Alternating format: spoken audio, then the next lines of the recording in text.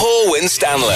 Lancashire's 2BR. Right now, on the show, Andrew Lancaster. Good morning, Paul. How are you? Hey, I'm all right, mate. I'm very excited to have you on the show. So obviously, Britain's Got Talent semi-finals last Tuesday. Yeah, that's right. Yeah, that's right. Okay, is it all settled down now? How are you feeling about it all? It was. I feel great about it. You know, it was. I've never done a big audience like that. 2 opportunities to do those huge audiences, and it was an incredible amount of fun. Your impersonations, just. I know that you're going to think I'm going to say this anyway because you're on the show. Just absolutely amazing.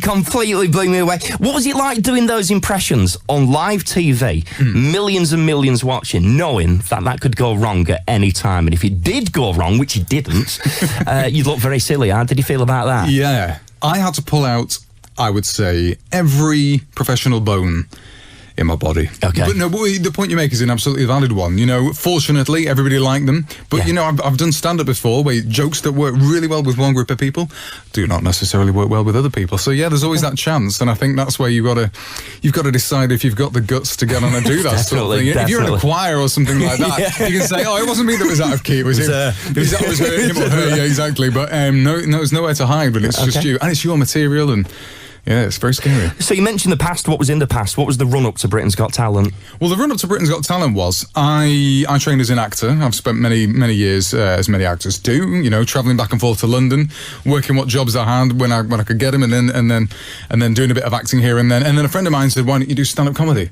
Right. And I said, no, sorry, no. And then he sort of put his foot behind me and pushed me on stage and did my impressions on stage, and it went down really well. I'm glad to say, for the vast majority of the time, and that led to going on to Britain's Got Talent. Right. You know. So are you able to just do it on the spot? If I just said random names now, could you just do it on the spot? It's a challenge. We could. Well, I'll tell you what, we'll do it from the ones that you were doing on the live show then. So do your Donald Trump.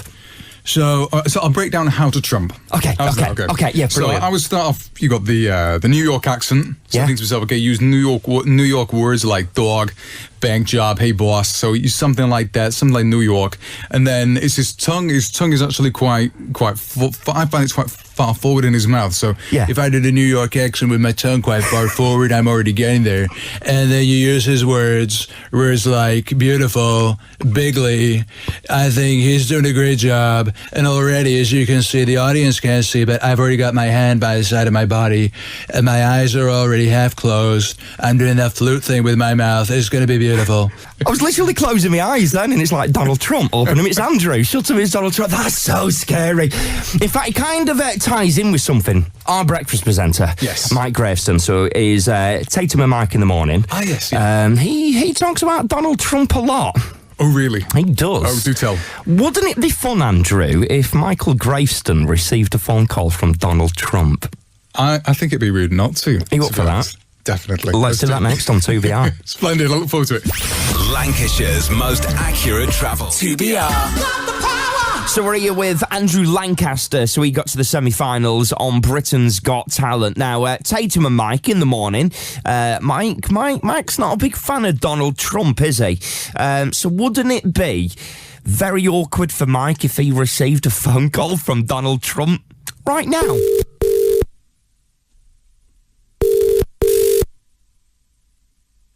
Hello, Mike speaking. Hi, Mike. I don't know if you've ever been expecting a call from me, but this is Donald Trump. I'm the President of the United States of America. I just got your number. I heard you on your radio show. I think you're doing a brilliant job. But I gotta say, Mike, you said some things about my skin. You said some things about my orange face. And we gotta talk about that because, you know, it's not, you know, this is my face. This is real. This is really good. So I just want to give you your opportunity to say something for yourself. So go ahead, Mike. Do a great job. Do a great job.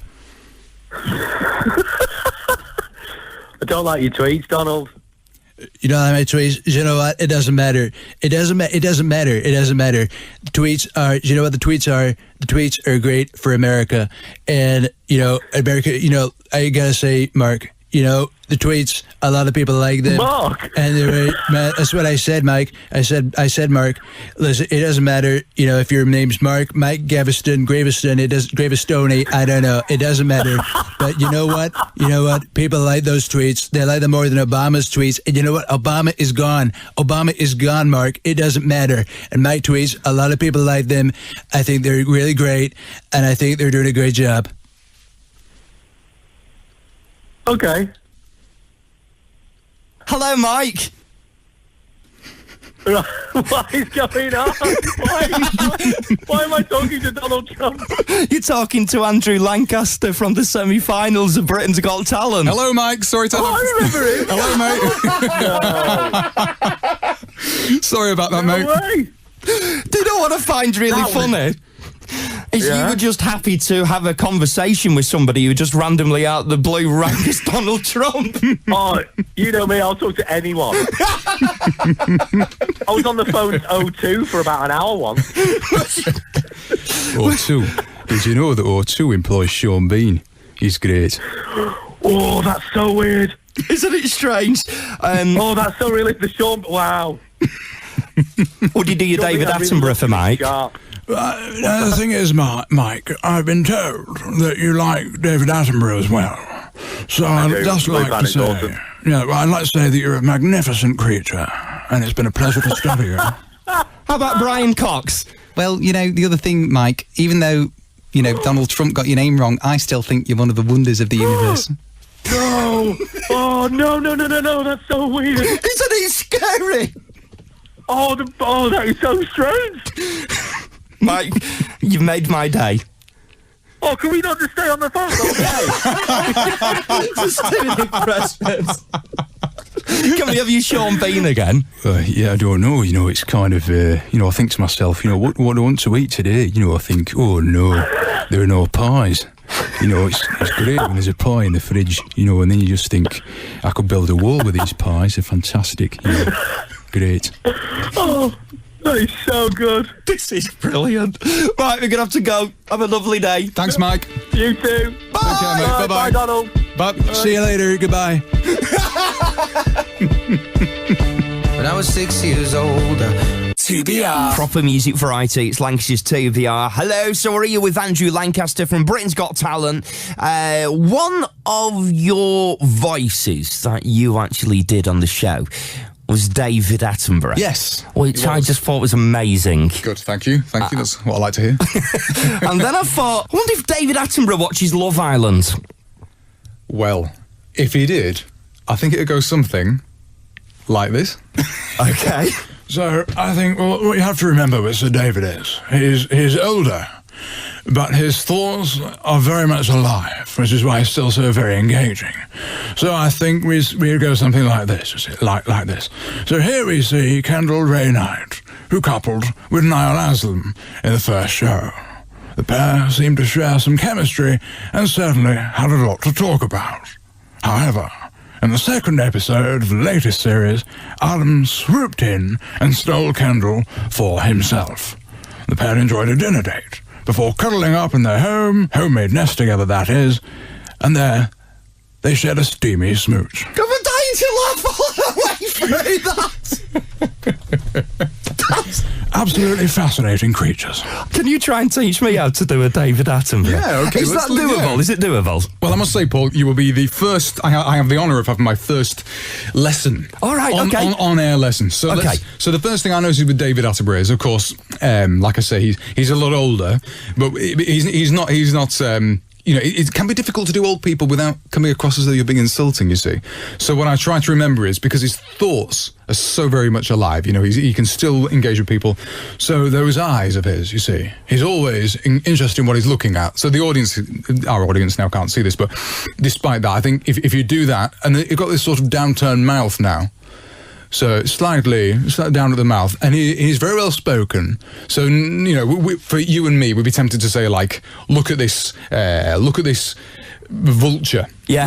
Look at this vulture.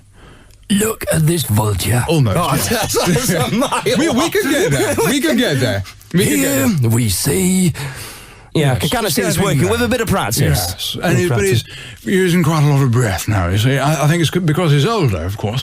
You have to remember that he has to take his time to breathe. You know, see, my girlfriend watches David Attenborough all the time, and one of the things I noticed was your breathing. You got the breath in there. You got the breath there.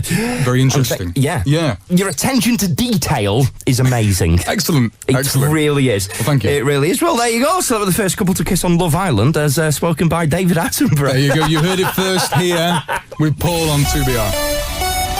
2BR Entertainment News. 2BR. Nick Pope came off the bench in last night's 2-0 victory over Costa Rica. Thank you, Sarah. And now with your weather, it's Brian Cox.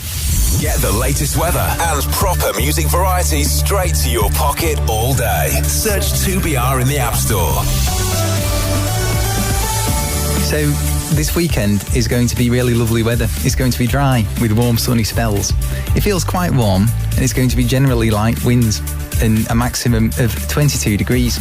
So this weekend looks fantastic. I think in the evening as well, there's going to be lots of opportunities to see stars when it goes dark. And that's why I love physics. This is Professor Brian Cox with your weather for TBR. Andrew, thank you so much for coming in. I could have you on all day. I genuinely could. It's been my pleasure. Thank you very much for having me. Really. Thank you. So how can people get in touch with you? Where can they see you on social media? Yeah, sure. Well, I've got a Facebook fan page, which is just Andrew Lancaster Impressionist. And you can see all my links to all my different bits of work there. And if you want to get in touch with me online, if you go to my website, which is andrewlancasterimpressionist.com, you can get in touch with me that way as well. Okay, there's only 3 of us in the studio. Well, let's have a round of applause for Andrew, everybody. Splendid. Thanks very much, Paul.